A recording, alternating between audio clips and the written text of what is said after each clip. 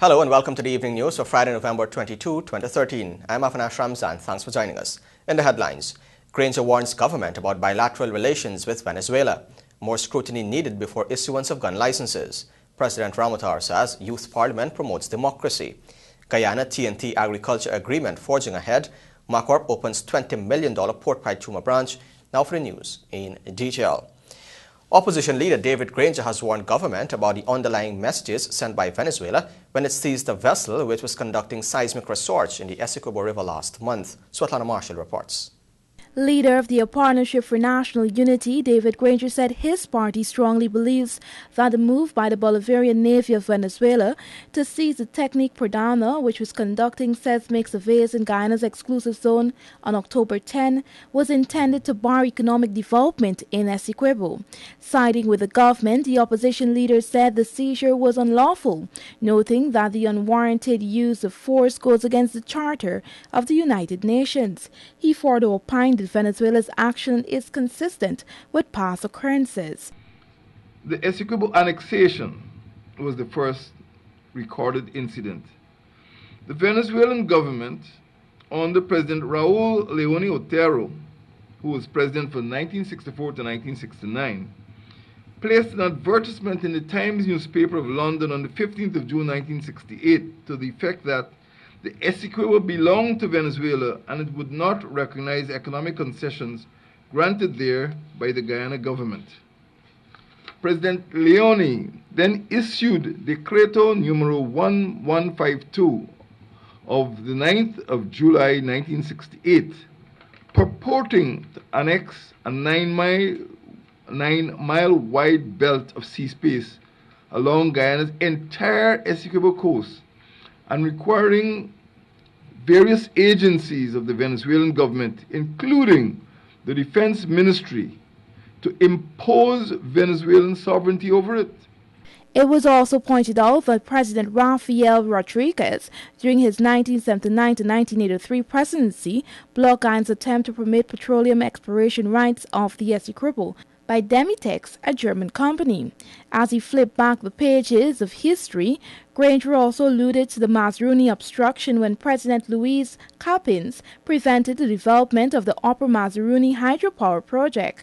He issued a communique in April 1981 stating that because of Venezuela's claim on the Essequibo territory, it asserted the rejection of Venezuela to the hydroelectric project of the Upper Mazaruni.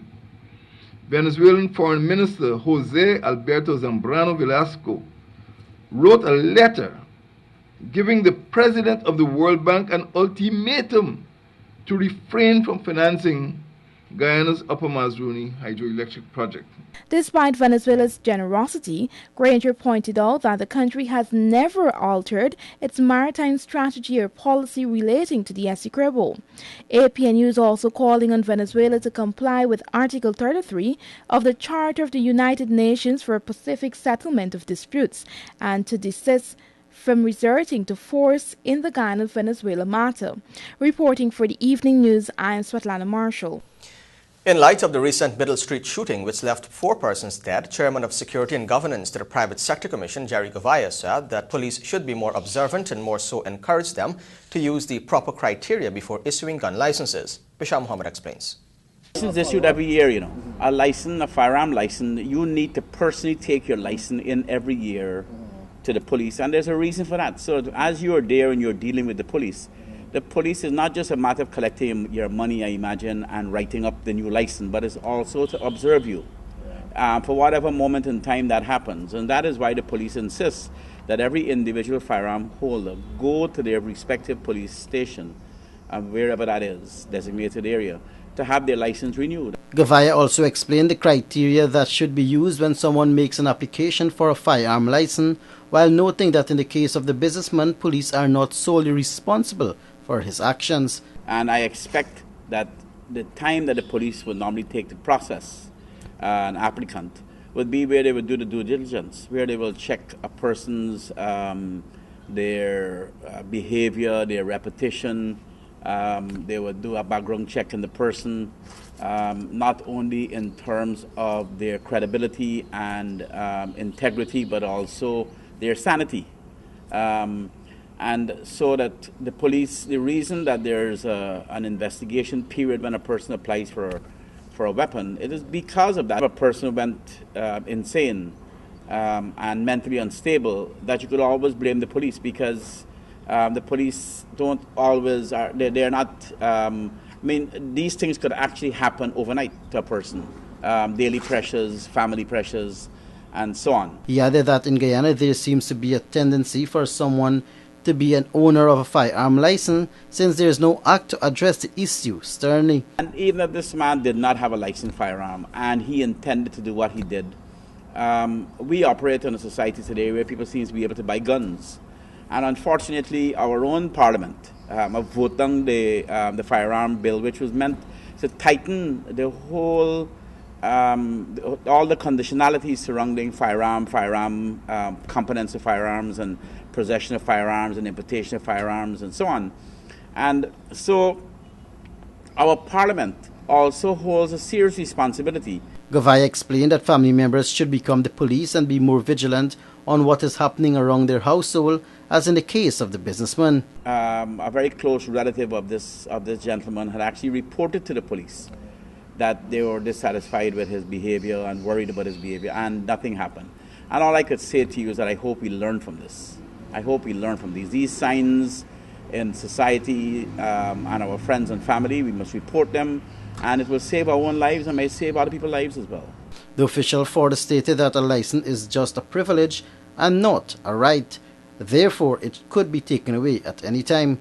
He feels that once licenses are issued, the police should take the responsibility to be more vigilant on the holders. Bisham Mohammed, The Evening News.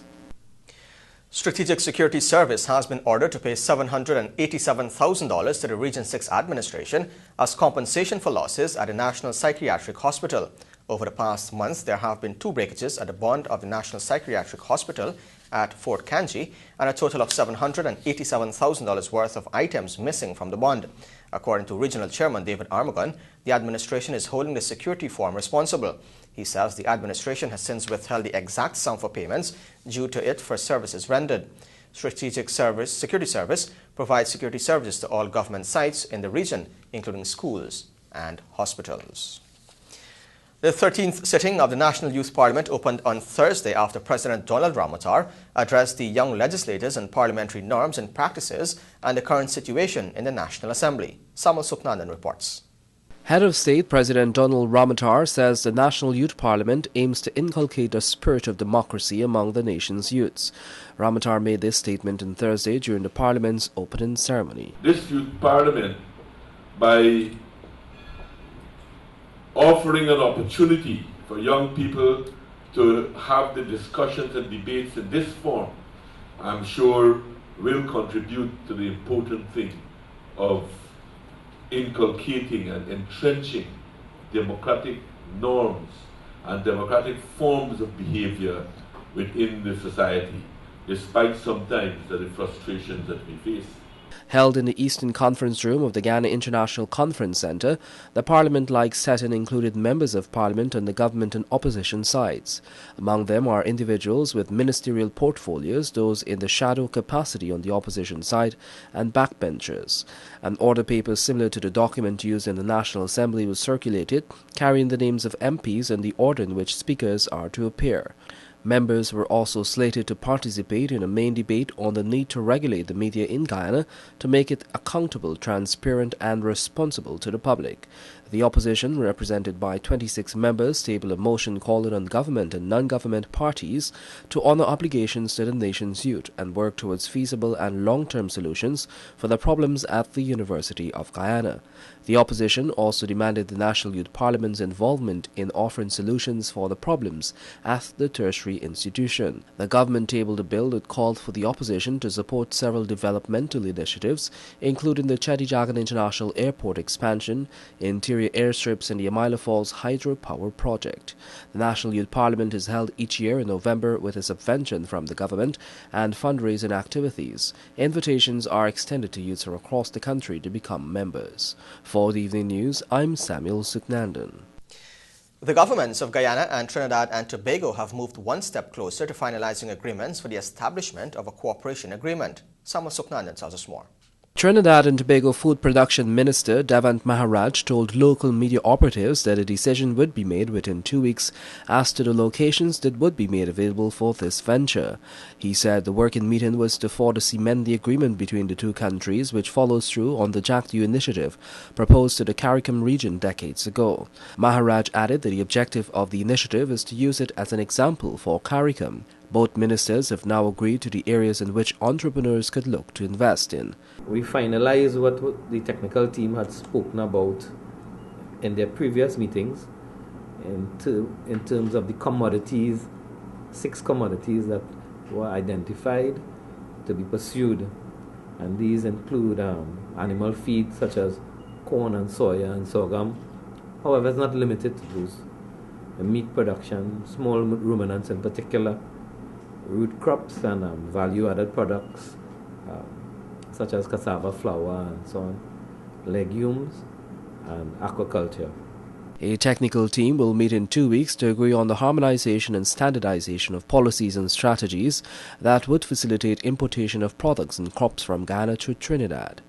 These strategies that are being utilized are really geared towards the goals of Trinidad, and I'm sure Guyana as well, of reducing our food import bill from countries outside of the region,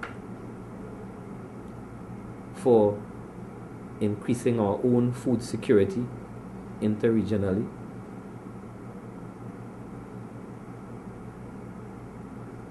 and bringing down our food inflation in our respective countries. All with the backdrop of this creating sustainable employment and the diversification of the economies, our economies in both countries. Earlier this year, a memorandum of understanding was signed between Guyana and Trinidad and Tobago, whereby 10,000 acres of land will be made available to investors and farmers of the Twin Island Republic for agricultural development. For the Evening News, I'm Samuel Suknandan. The local health sector is celebrating a milestone as Guyana attains its first emergency medicine specialist who will be looking to improve the services of the Accident and Emergency Unit at the Georgetown Public Hospital Corporation. Details in this report. Guyanese Dr. Zulfikar Buxt received his training from professionals of the Vanderbilt University in Tennessee, U.S. The trainings were done at the Georgetown Public Hospital over the past 3 years. Buxt has been appointed the head of the Accident Emergency Department and is looking to improve the emergency services at the hospital. At a press briefing on Friday, Buxt said that emergency medicine is just not about medical training but administration training also. We're trying to blend both together, and the other improvements that we had so far is that we are actually able to stabilize patients in the emergency room. Before this program, patients that came and needed to be intubated and placed on a life support, the intensive care unit doctors had to do it. Now, any one of the residents that are trained in it can actually do it. So this is not about me alone, this is about the residency and all the residents together and us working as a team. So the entire change in the emergency room, it wouldn't be done just because of me. I'm just here to guide and assist the rest of the residents and work as a team to actually improve the emergency room. Currently, 11 local residents are being trained in this field by a team of medical professionals from the Vanderbilt University. Chairman of the U.S. University said that this is a momentous and fortunate occasion for Guyana having developed this new specialty. Emergency medicine is a specialty that cheats death, that deals with securing patients' airways and breathing and making sure their heart is stabilized. In Dr. Buxt, you have the leader to mature this specialty. I could say many things, but from my heart I say I'm delighted to see this. I'm proud to see what your country has now, and I hope everyone is proud of this new specialty. It took so many people, and now the birth has begun, and there'll be a maturation. I think you have to be patient. You need hundreds of specialists, and you'll only have a few at first. But this is the beginning. And as you've heard from my colleagues, Guyana now has the opportunity to be the center of developing this specialty for the entire region. And you could be known for this specialty.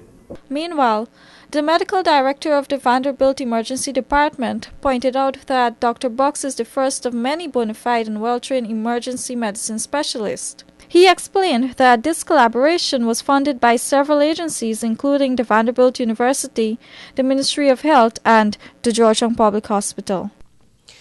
A 31-year-old man was today remanded to prison after he appeared before Chief Magistrate Priya Sinarayan Bihari at the Georgetown Magistrates Courts to answer the charge of possession of narcotics. Puran Ramu of 81 No. 3 Settlement, Blairmont, Berbice, pleaded not guilty to the charge, which stated that on November 20 at Blairmont, Berbice, he had in his possession 2.36 kilograms of cannabis for the purpose of trafficking. Attorney James Bond made an application for bail on behalf of the client, and it was denied. The matter was then transferred to Court 3 before Magistrate Judy Latchman. There, the matter was adjourned to December 3. One News still ahead. Stay tuned. You're watching the Evening News.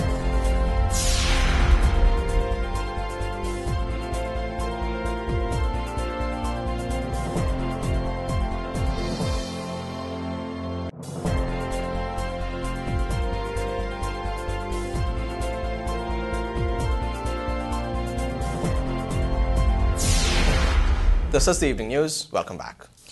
A Partnership for National Unity APNU Region 2 Councillor Prince Shepherd said the unavailability of drinking water on the Transport and Harbours Department ferry service is unacceptable. Shepherd, who is a frequent user of the facility, raised the matter at a recent Regional Democratic Council's statutory meeting held at the region's boardroom at Annie Regina, Essequibo Coast. Region 2 Chairman Parmanand Prasad, on listening to the APNU's councillor, instructed the RDC clerk Sunil Singh to write the Transport and Harbours Department requesting that it provides drinking water on the two state-of-the-art ferries plying the Good Hope to Parika route. People's Progressive Party civic councillors said the passengers should be thankful for the facility as it provides travelling at a reduced cost. They also pointed out that under the PNCR's regime, persons had to use umbrella on the ferry.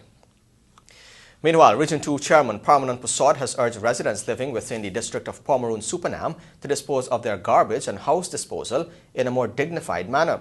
He said the indiscriminate and wanton dumping of garbage in drainage trenches across the region.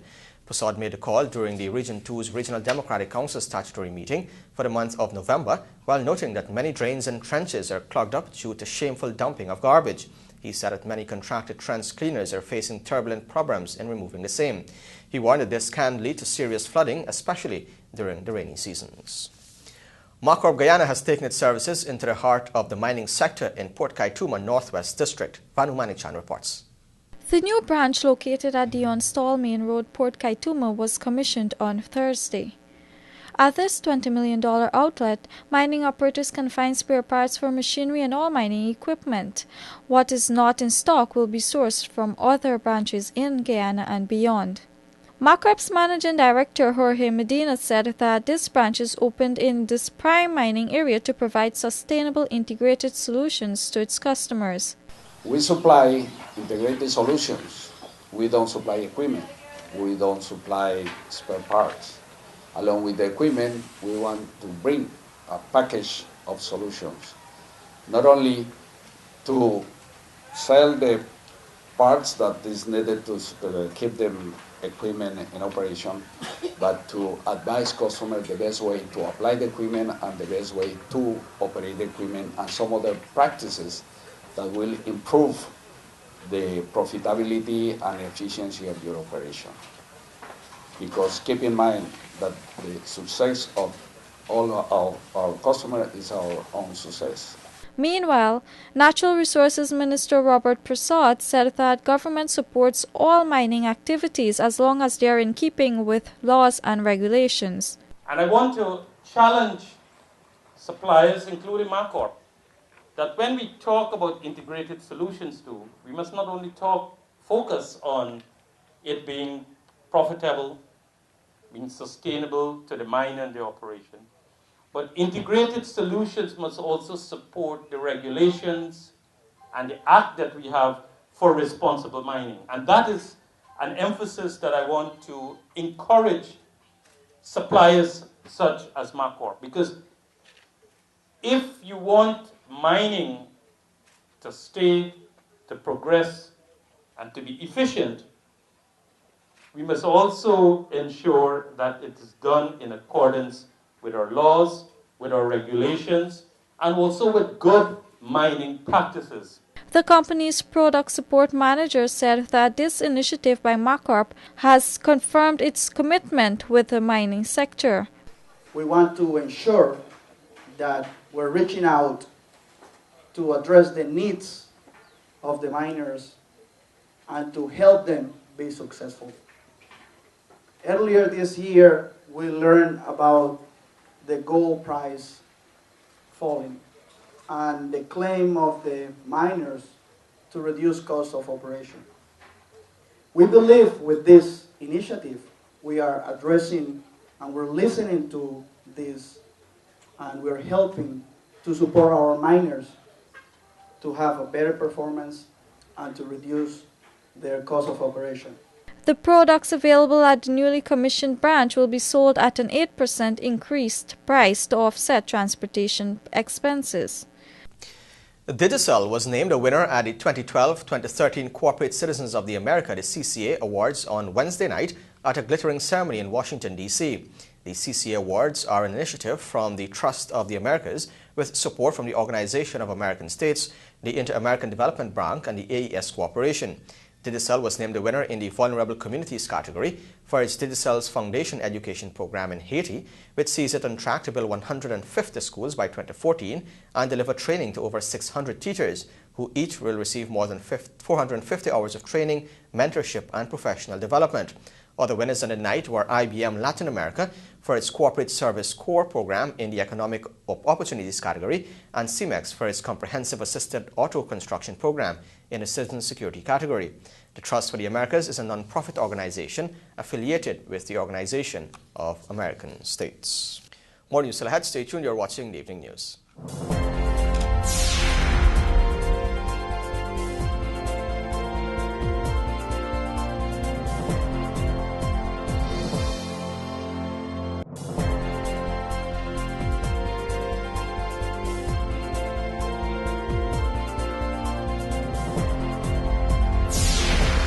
This is the Evening News. Welcome back.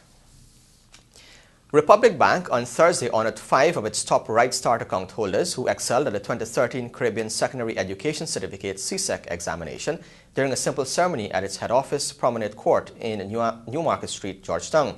The 5 recipients of this year's Academic Achievement Award are Akash Jairam, Akila Wilshire, Cecil Cox, Reshma Ramdin, and Juliandi Cutting. In giving her congratulatory remarks, manager of the bank's Water Street operations, Ms. Celine Davis, admonished the recipients to continue along the positive path and make their individual journeys into adulthood. The awardees received a Right Start gift certificate valued $20,000 and a special Republic Right Start gift. The bank in a press release said that it holds fast its vision for customers' relation through the core value of customer focus, which allows the bank to reward and recognize the outstanding performance of its 5 Right Start holders. The Open Door Center has been urged to expand its services due to the increasing number of persons living with disabilities in Guyana. Samuel Suknanan tells us more. Parliamentary Secretary of the Health Ministry, Joseph Hamilton, is urging the management of the Open Door Centre to expand its services, moving away from just offering skills training in the city. Hamilton was at a time addressing the centre's induction ceremony for a new management committee. He said the last national population census indicated that some 7% of the total population was disabled, and this number could increase. We must move beyond the Open Door Centre, in my view, being just a Georgetown-based center, and we must develop the necessary strategies to ensure that we move beyond Georgetown. Hamilton said the centre has the responsibility of making differently abled people productive citizens and affording them the opportunity to equal rights. Meanwhile, Deputy Permanent Secretary of the Health Ministry, Trevor Thomas, urged a management committee to look at ways of improving the institution into one that caters for the needs of the differently abled. For an institution of learning to work well, it needs more than just good tutors, good teachers.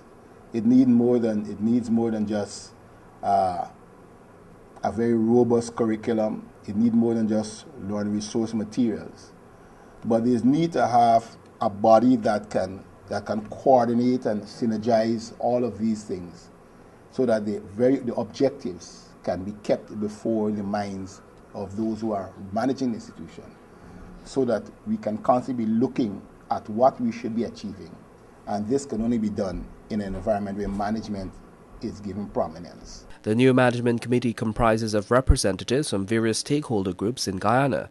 Representing the TVET Council is Jeffrey Simpson, National Commission on Disability Ganesh Singh, Private Sector Commission Delmar Tobin, David Rose School Dion Mackenzie, Diamond Special Needs School Renate Jordan, Sophia Development Council Colin Marks, Guyana Council for Persons Living with Disabilities Leon Walcott, among others. The Open Door Center offers technical and vocational training to the differently abled in several core subject areas. The institution was established in 2001 and currently caters for some 35 persons within Georgetown. For the Evening News, I'm Samuel Suknandan. The CARICOM Secretariat, in collaboration with the Government of Guyana and financial support from the United Nations Development Programme, is implementing the Creativity for Employment and Business Opportunities CIBO project in Guyana. According to a release, CIBO is a tool to engage, inspire and create entrepreneurial interest and action among young CARICOM nationals in and out of school and from all walks of life. It addresses psychological and social development issues and makes the link between entrepreneurship, the dreams and aspirations of young people, and regional integration. The CARICOM Secretariat, in collaboration with the Culture, Youth and Sport Ministry and the participants who are trained as facilitators of CIBO, will be hosting a community-based CIBO workshop from November 25 to 30 at the Sport Ministry's Music School at Brigham and Georgetown. The opening ceremony begins at 10 hours on Monday. Opposition leader David Granger today called for the government to revise its offer to public servants as it called for more fruitful wage negotiations with the Guyana Public Service Union. Let's find out more in this report. Opposition leader David Granger today called for the government of Guyana and the Guyana Public Service Union to return to the negotiation table to negotiate for an acceptable increase of wages and salaries for public servants. He opined that negotiations should be held in good faith. This paltry increase for our nurses, teachers, policemen and women, prison and fire officers, civil servants and soldiers signals a continuation by the People's Progressive Party Civic of their assault on the standard of living of these workers in denying them a living wage. APNU also condemned the move by the government to impose the increase, noting that it's a breach of the collective bargaining agreement signed between the government and the GPSU. According to Granger, the Donald Ramotar administration has ignored GPSU's request for conciliation as he alluded to the 25% increase demanded. This apparent meager 5% increase comes at a time when Guyanese are faced with increasing financial responsibilities. Factors such as the high rate of inflation, high rate of income tax, high rate of value-added tax of 16%, and the National Insurance Scheme deductions all contribute to making the 5% increase next to meaningless. APNU is now calling on the Labour Minister, Dr. Nanda Kishore Gopal, to invoke a compulsory arbitration process to resolve the issue. For the Evening News, I'm Samuel Suknandan. Police in East Kanji are being praised for their vigilant job in the Gangaram area. The residents congratulated the lawmen at a meeting with B Division Police on Friday, where they said criminal activity is at a low rate. One businessman, Madan Ramodar, noted that the police have been doing a great job in patrolling the area, but more patrols are needed to maintain law and order in the area. Gangaram is isolated from other East Kanji villages and is the least that should be populated village before 2 miles of farmland. Meanwhile, the Deputy Divisional Commander, Superintendent Stephen Mansell, and other senior police officials met with residents in an attempt to foster a better relationship between communities and the police. This was one of a series of outreach meetings the police have held with various communities. In case of just joined us, you're watching the Evening News. Stay tuned for sports, sponsored by Maccorp after the break.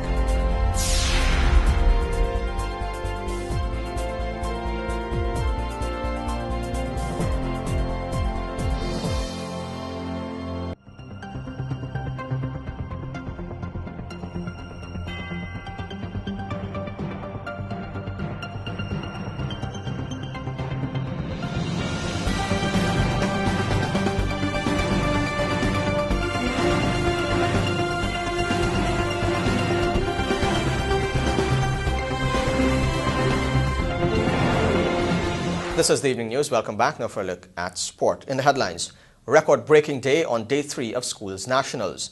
Georgetown leg of Guinness Street Football starts on Tuesday, and rain hampers DCB trial match and Ratsing Insurance over 40 T20 semi-final. Now for the details. Athletes turned up the heat on day 3 of the National Schools Athletics, Swimming and Cycling Teachers Championships on Thursday, which is being held at the Guyana National Stadium, Providence. Tristan Joseph has been following the action. Records came tumbling down when the third day of the championships was over.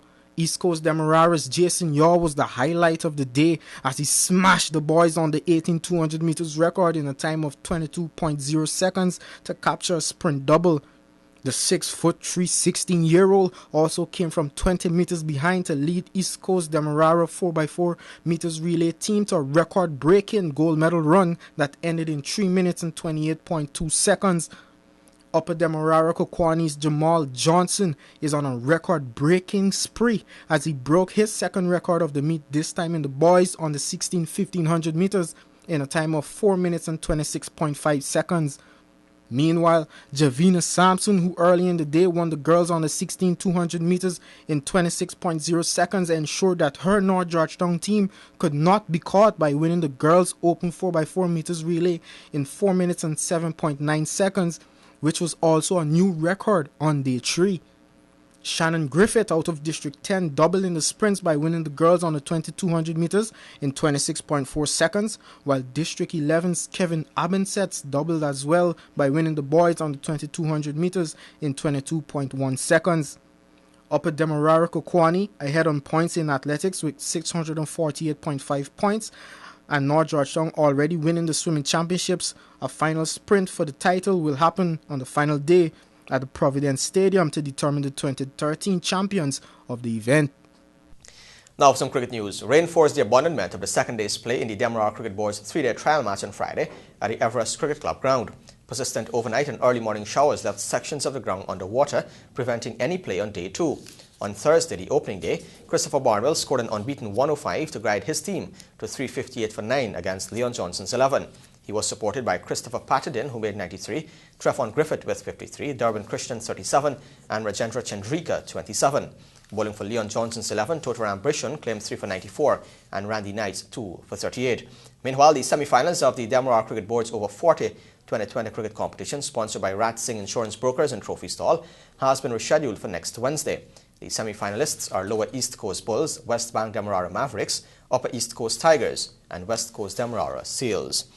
Further afield, England suffered a calamity on the second afternoon as they collapsed from 82 for 2 to 136 all out to hand Australia total control of the first Ashes test at the Gabba. Having earlier dismissed the hosts for 295, England lost 6 wickets for 9 runs in 10 extraordinary overs as a rampaging Mitchell Johnson ran amok through the wreckage of the top order. Only Michael Carberry with 40 offered any meaningful resistance as Johnson 4 for 61 and the excellent Ryan Harris 3 for 28 made the most of some ill-judged stroke play and feeble defence. By the close, Australia added 65 without loss to lead by 224 runs with 3 full days left in which they will push for victory. Finally, some football news. The Guinness Street Football concept will resume next Tuesday with 32 teams competing in a Georgetown leg of a tournament. The tournament was officially launched this afternoon, where stakeholders outlined the format of the 9-day event. Let's take a look. At the launch at Bank Sports Club, Guinness brand manager Lee Baptiste outlined that the tournament will bring the usual excitement that it has created over the last 5 years. This Guinness Street Football started in the humble beginnings in Tiger Bay area and has now blossomed into a Caribbean tournament.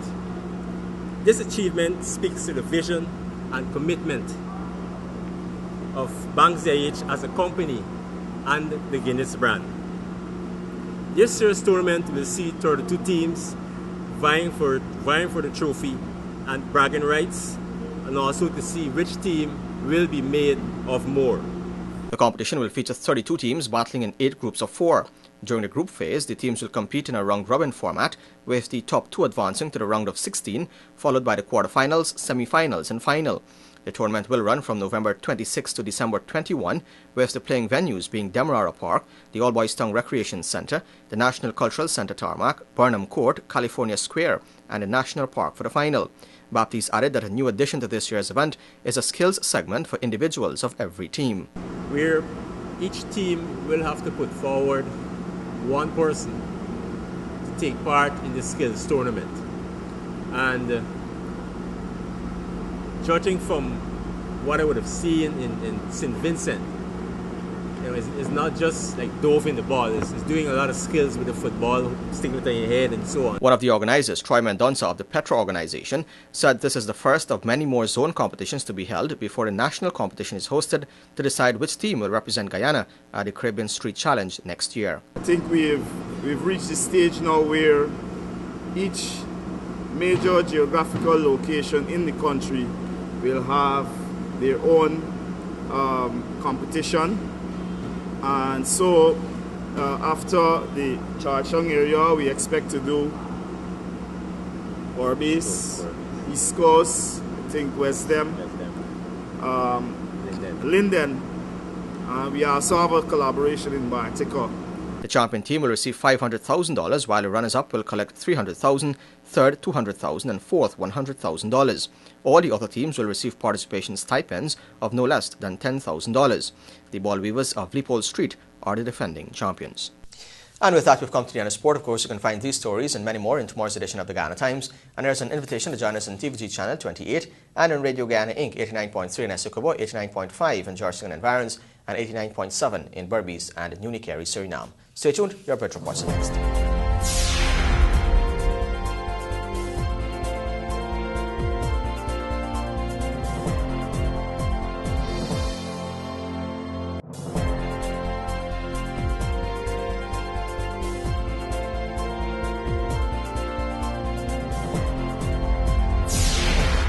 This is the Evening News. Welcome back. Now for a look at your bridge reports. The Demerara Harbour Bridge will be closed on Saturday, November 23 at 8 hours 30 for a period of 1.5 hours. And the Berbice River Bridge will be closed on Saturday, November 23 at 7 hours 40 for a period of 1.5 hours.